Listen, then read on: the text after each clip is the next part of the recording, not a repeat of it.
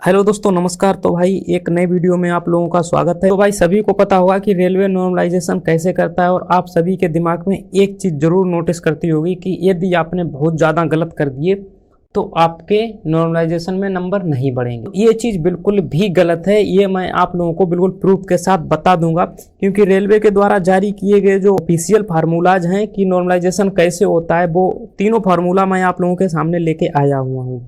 और ये तीनों फार्मूला हैं कि जिनसे आप लोगों को साफ साफ पता चल जाएगा कि यदि आपके बहुत ज़्यादा गलत हो गए हैं क्वेश्चन, तो नॉर्मलाइजेशन पे उसका कोई भी प्रभाव नहीं पड़ेगा। बहुत सारे टीचर्स और बहुत सारे ऐसे लोग हैं जिन लोगों ने तक स्टूडेंट को गुमराह कर रखा है कि यदि आप लोग ज़्यादा गलत कर दोगे तो आपके नॉर्मलाइजेशन में नंबर कट हो जाएंगे। बट मैं आप लोगों को बता देता हूं, मैं खुद ही दोस्तों रेलवे वर्कशॉप में अप्रेंटिस पे काम कर रहा हूं, वहाँ पे वर्कशॉप में।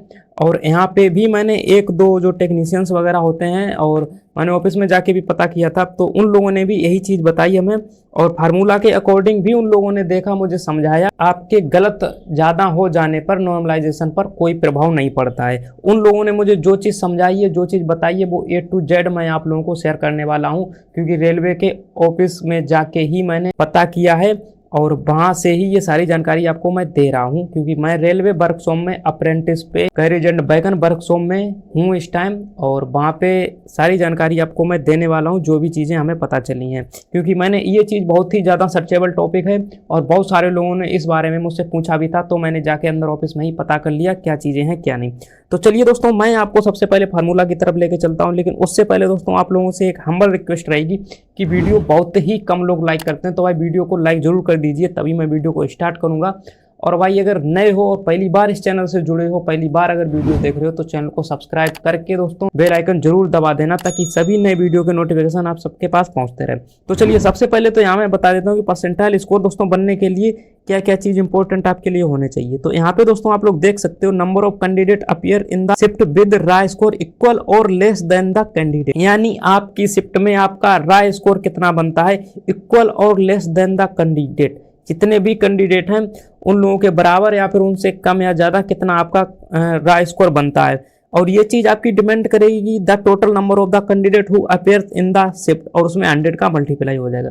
देखिए, आपकी शिफ्ट में जितने भी कैंडिडेट अपीयर होंगे, जितने भी कैंडिडेट आपकी शिफ्ट में एग्जाम दे रहे होंगे, जिन बच्चों के नंबर ज्यादा आएंगे या फिर उनमें से जिन बच्चों के नंबर सबसे कम आएंगे, उन सभी का एक एवरेज देखा जाएगा और ये पता किया जाएगा कि इस शिफ्ट में कैसे क्वेश्चन थे। यानी ऐसे समझ लीजिए कि, और यदि मान लो उसमें सभी के 30 ही 30 नंबर आ रहे हैं, तो उससे ये डिपेंड हो जाएगा, हाँ ये वाली शिफ्ट कठिन थी।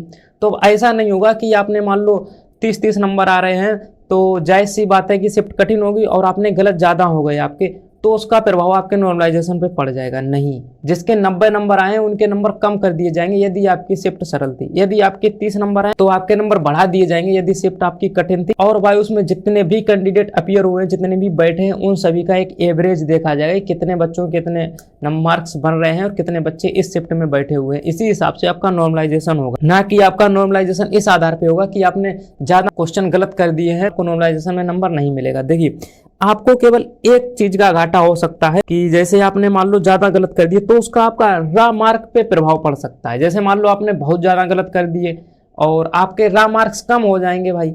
अब रा मार्क्स कम हो जाएंगे, मान लो आपके रा मार्क्स 30 बचे और किसी के रा मार्क्स 40 बचे, तो आपकी शिफ्ट में सभी के 10-10 नंबर बढ़ाएगा। तो जिसके 40 नंबर है उसके तो 50 हो जाएंगे, आपके 30 से कितने होंगे, 40 होंगे।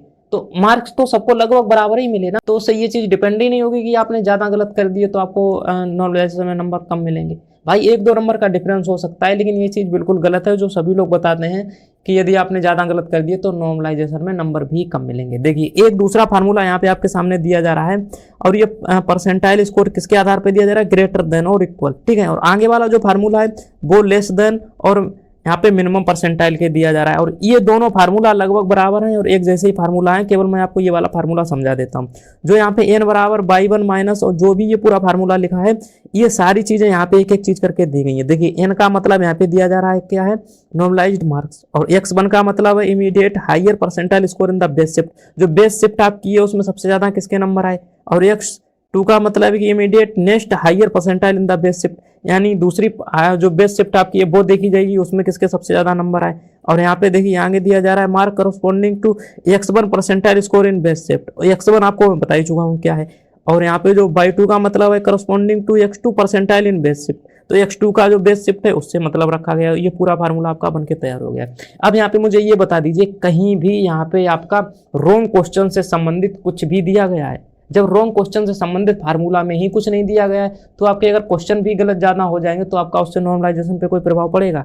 बिल्कुल भी नहीं पड़ेगा। यदि हम लोग आगे देखेंगे जाके, तो आगे भी आप लोग देख सकते हो, जो ये वाला आपका दिया गया है लेस देन वाला, उसमें भी सेम चीजें वही हैं। कहीं भी आपका गलत क्वेश्चन और सही क्वेश्चन इनसे संबंधित कुछ भी पॉइंट नहीं दिया गया है। और फार्मूला में यदि मान लो आपका साधारण ब्याज का फार्मूला होता है मूलधन गुणा दर गुणा समय बटे 100।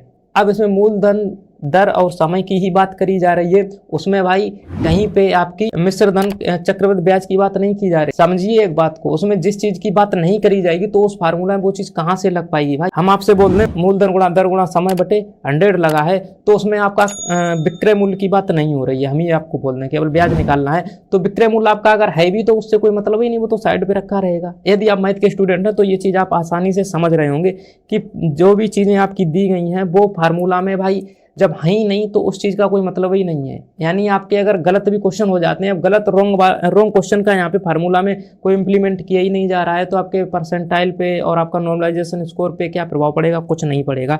जो भी मैथ के स्टूडेंट होंगे उनको ये चीज़ आसानी से समझ में आ गई होगी मैं आपसे क्या कहना चाहता हूँ। बाकी जो भी चीज़ें अगर जिसको भी समझ में नहीं आ रहा तो आप केवल इतना समझिए कि आप कितने भी क्वेश्चन गलत करके आइए, आपका नॉर्मलाइजेशन पे कोई भी प्रभाव नहीं पड़ेगा। आपके शिफ्ट में बच्चों को जितने जितने नॉर्मलाइज्ड मार्क मिलेंगे लगभग उतने मार्क आपको मिल ही जाएंगे। 1-2 नंबर का डिफरेंस हो जाएगा, वो एक अलग चीज़ होती है, वो अकॉर्डिंग टू आरआरबी बोर्ड, वो हम लोग कुछ नहीं कह सकते उसके लिए। और बाकी चैनल को सब्सक्राइब जरूर कर लीजिए दोस्तों। आप लोग वीडियो देख के चले जाते हो, चैनल को सब्सक्राइब नहीं करते हो, तो भाई चैनल को सब्सक्राइब कर लीजिए और वीडियो को लाइक जरूर कर दीजिए। तो अगले वीडियो में मिलेंगे आपको, तब तक के लिए जय हिंद, धन्यवाद।